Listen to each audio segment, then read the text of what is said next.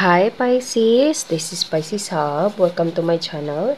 So for today's video, gagawa tayo ng Think of a Person reading. Okay, so gamitin natin itong The Hidden Truth Oracle cards.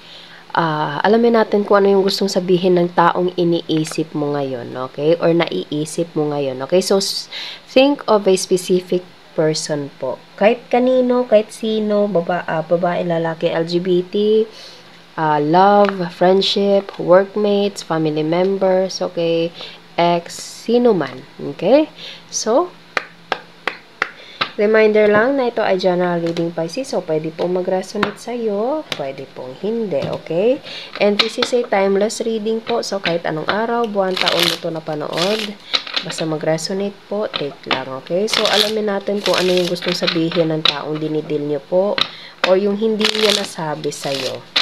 Okay? Or ano yung totoong nararamdaman niya? Ano yung nasa puso niya? Okay? So, ano po yung gustong sabihin ng taong dinidil ni Pisces sa kanya? Ano po yung gustong sabihin ng taong dinidil ni Pisces? O yung hindi nasabi? Ayan. So, meron tayo ditong I feel you leaving me behind, and I knew exactly what I was doing.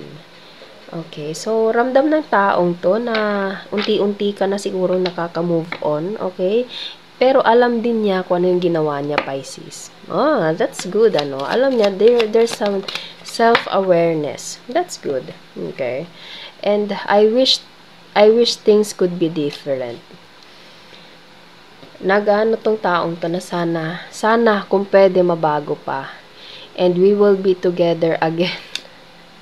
This person is hoping na sana kung pwede mabago. Parang ganon, okay?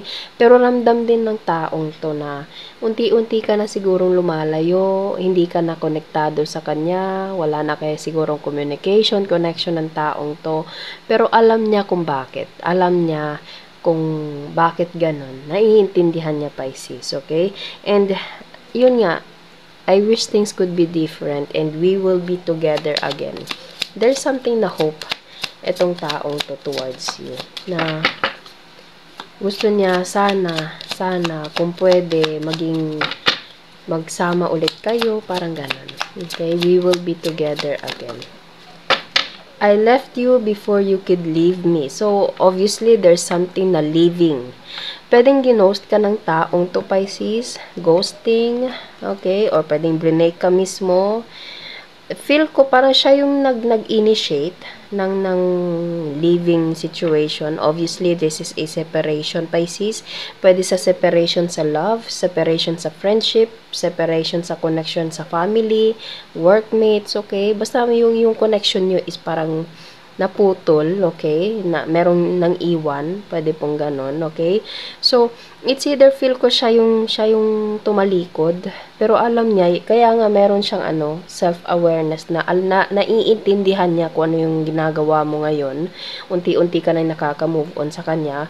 Alam niya, aware siya na mali, aware siya sa ginawa niya. Iniwan ka siguro, ginost ka ng taong to. I left you before you could leave me, okay? Pero yun, there's something na hope. Bakit nag-hope itong taong to kung siya naman yung nag-initiate? Okay? I wish I could take back my words. Yun, parang there's something na regret. Itong taong to, Pisces, is something na siya yung may gawa. Siya yung naging cause. Siya yung unang nag-step ng take ng action para mangyari to lahat. Pero at the same time, itong taong to is still hoping na sana mabago, sana makuha niya, sana magkaroon ulit ng comeback sa inyong dalawa. Okay? And just being near you is intoxicating. Sobrang lakas ng impact mo sa taong to, Pisces, ano? I remember every detail of that day. There is a specific day, Pisces, kung ano, pwedeng ito yun. Naaalala niya, yun nga, as I said, aware itong taong to sa nangyayari and naiintindihan ka niya. Pero, yun nga, gusto niyang kung pwede lang mabalik, okay? And I hide behind material things. Pwedeng po nakikita mo tong taong to, Pisces. Feeling mo, itong taong to parang walang pake, parang meron na siya sariling buhay, parang naka-move on na, parang ganun. Pero, tinatago niya yun, pero nagtatago siya sa ibang bagay, nag-busy siya sa mga bago niyang kaibigan, meron siyang trabahong pinagkakaabalahan niya, meron siyang mga connection, mga ganun. Okay, so, pilit niyang inaalin yung sarili, Pisces. Pero, yun, para siyang sinasakal ng regret and at the same time, pagsisisi. I don't react when people mention you. I don't react when people mention you. Yun, feeling mo, nakikita mo itong taong to na parang walang pake. Hindi siya nagre-react, parang wala lang. Pero deep inside, ito yung gusto niya sabihin. Sana kung pwede lang, okay? Sometimes, I stay awake thinking about you. Madalas kang nasa isipan ng taong to, Pisces. Okay? Itong taong to is magaling magpanggap. Magaling siyang magtago ng emosyon. Magaling siyang mag-control on how to deal or on how to react on a certain situation, Pisces. Kaya siguro kung nakikita mo siya in person, hindi mo alam kung ano pa ba siya sa'yo or hindi, kasi parang feeling mo parang wala na siyang pake, pero ito yung nararamdaman niya deep inside, Pisces. And hindi siya makatulog. Hindi siya makatulog kung may mga tao man na nagtatanong about sa inyong dalawa, hindi siya nagre-react, okay?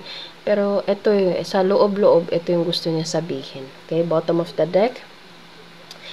We both know I am not the one for you. Alam nyo sa isa't isa, yun nga, parang naiintindihan ka niya, Pisces, na kung bakit unti-unti ka na siguro nakaka-move on, nakakalimot sa kanya, okay? Hindi ka niya masisisi, naiintindihan ka niya. Pero yun, there is still a hope pa rin po, okay? So, gamitin natin itong the tarot card, kuha tayo ng other informations regarding with this person na dinidil ni Pisces. Okay? So, ano pa po yung message niyo po for Pisces? 2 of Pentacles. Balancing, hindi makapagdesisyon. Knight of Swords. There's something na parang impulsive na decision making, Pisces. Yung pagdesisyon na ito is hindi naging maayos. Merong decision, merong action na ginawa, merong kung ano man yun, pwedeng sinabi, na parang pinagsisihan sa dulo. Okay, ito yung ano. Okay, merong decision making, merong ginawa, merong pinili, merong ginawa, merong tinake ng action, merong sinabi na biglaan, hindi pinag-isipan ng maayos. And yun yung nangyari. Okay? Nagsisi na sana I could, ano yun? Asa na yun? I wish things could be different. Okay? I wish I could take I wish I could take back my words. Ayun. So, ayun. Ayun. Ulit-ulit kong sinasabi. Okay. So, merong pagsisisi sa part ng taong to. Nagdesisyon siya, gumawa siya ng aksyon na hindi niya pinag-isipan na mabuti. And nakikita niya yung value mo, nakikita niya na nag-grow ka financially, spiritually, by your own, okay? Mas nag-focus ka sa sarili mo, Pisces. Or this person, as I said kanina, is mas nag-focus sa mga bagay na pwede niya magamit para lang maka-move on din sa'yo. Okay? Mas nag-focus. Ayun, no? Asa na yung I hide behind material things. Ito yun, no? So, material things, coin, Pisces. So, this person is nakikita mong busy sa buhay, pero deep inside ito yun. Napag-isip-isipan na niya, na-realize niya kung ano yung nangyari, and andun yung awareness, and andun yung regret, andun yung pagsisisi, andun yung sana hoping, kumbaga hoping na sana magbago, sana maibalik. Okay, pero medyo mabigat itong ginawang aksyon ng taong to na nag-cause ng ganitong sitwasyon niyo po. So, ano pa? 3 of Cups and isang card pa po for Pisces. Medyo marami siya, pero yeah, this person have a plan towards you. Marami siyang plano, Pisces. Meron siyang mga planong gustong gawin to you, okay? Meron tayo ditong Page of Cups and Page of Wands. Nakikita nyo, meron siyang hawak na cup, which is merong laman na fish, and meron siyang wands dito, nakatanaw siya doon, dito, okay? So, this person is wanting to reunite. Ayan, no, meron tayo ditong 3 of Cups, which is nagsalo-salo, nag-uusap-usap, okay? Or you have a good time with people na nandyan para sa'yo, Pisces, okay?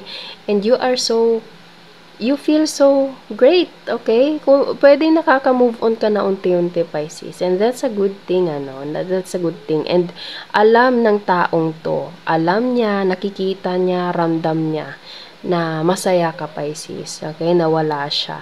So, it's either this person will take an action towards you. Okay, kasi meron pa ring hope sa part ng taong to, although merong regret, and at the same time awareness, understanding na kung bakit ganun yung sitwasyon, okay? It's either meron siyang gagawing action, pero ang ano dito sa 4 na cards na nandito is like meron siyang plano. There's something na plano to you. Okay, kasi meron tayo ditong cup na may laman na fish. Okay, and meron na siyang ginagawa, pinag-isipan na mabuti before niya gawin yung action, na ito yung dala ng 2 of Wands, which is ito. Abundance, happiness. Okay, so, it's still up to you, Pisces. Hindi ko po ma-pinpoint kung magti-take ba siya ng action, okay? Pero, at the end of the day, kung meron ka mang mababalitaan tungkol sa taong to, ikaw pa rin at ikaw pa rin po yung magdi-decision, Pisces. Okay? So, kuha tayo ng mga initials, random words, kung sino or ano po yung mga konektado for Pisces sa araw na ito. So, meron tayo ditong mapagbigay. Meron tayo ditong tahimik. Moreno, morena. Dark hair, social media, letter E, I, G, G, E, I, okay, anak, flowers, mayaman, new person, letter Y, tapos, blonde, my dimple, conversation, date, older, ayun, older. So, ito yung mga initials, pwede nandito, pwede pong wala, it's okay lang. And ito yung mga random words na posibleng konektado po, okay? So, yun po ang ating reading for Pisces sa araw na ito. Think of a person reading na why nag-resonate at na why nagustuhan nyo po, Pisces. Huwag nyo po sanang kalimutan na mag-like at mag-subscribe po sa ating channel and click the bell button para ma-notify po kayo sa next videos na i-upload natin, okay? So, thank you, Pisces, and God bless!